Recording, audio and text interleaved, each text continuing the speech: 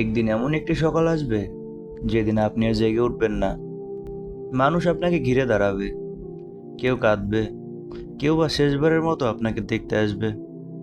তারপর সাদা কাপড়ে মুড়িয়ে আপনাকে রেখে আসা হবে মাটির নিচে। ঠিক সেদিন থেকেই শুরু হবে আপনার এমন এক জীবন যার আর কোনো শেষ নেই।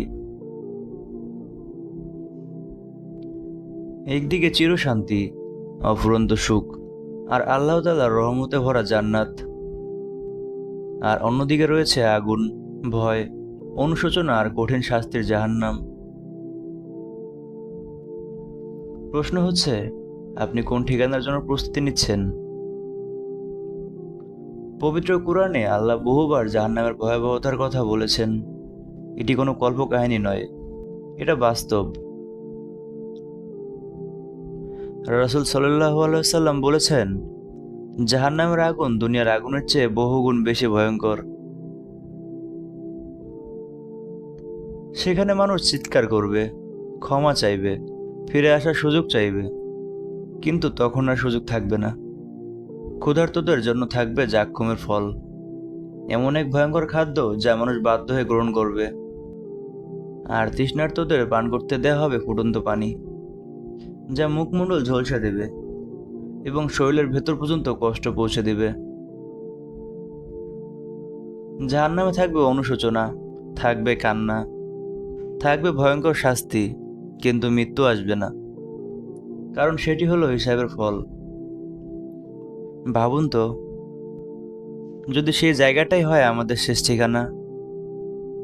কিন্তু সুখবর হলো, যারা ঈমান আনে, সৎকর্ম করে, আল্লাহকে ভয় করে জীবন কাটায়, তাদের জন্য প্রস্তুত রয়েছে এমন এক জায়গা যার সৌন্দর্য কল্পনারও বাইরে।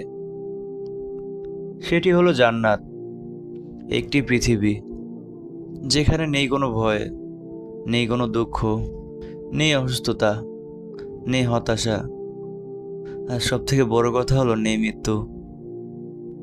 রাসূল সাল্লাল্লাহু আলাইহি ওয়াসাল্লাম বলেছেন, জান্নাতে এমন এক নিয়ামত রয়েছে যা কোনো চোখ দেখেনি, কোনো কান শোনেনি এবং কোনো মানুষ অন্তরে কল্পনাও করতে পারেনি। জান্নাতের তলদেশ দিয়ে প্রবাহিত হবে নদী আর পবিত্র পানির ঝর্ণা। সেখানে থাকবে সুন্দর বাগান, শান্ত পরিবেশ, অফুরন্ত নিয়ামত, আর এমন এক প্রাসাদ যা দুনিয়ার কোনো রাজপ্রাসাদের সাথে তুলনা হয় না। সেখানে কেউই ক্লান্ত হবে না, কেউ অপমানিত হবে না, কেউ অসুস্থ হবে না, কেউ কখনো বুড়ো হবে না। সবাই থাকবে চিরযুবক, চিরসুস্থ, চিরশান্তিতে। আপনি যা চাইবেন তা আপনার সামনে হাজির হবে। কিন্তু আপনি কি জানেন জান্নাতের সবচেয়ে বড় পুরস্কার কি? জান্নাতের সবচেয়ে বড় পুরস্কারটি হচ্ছে আল্লাহ তাআলার সন্তুষ্টি।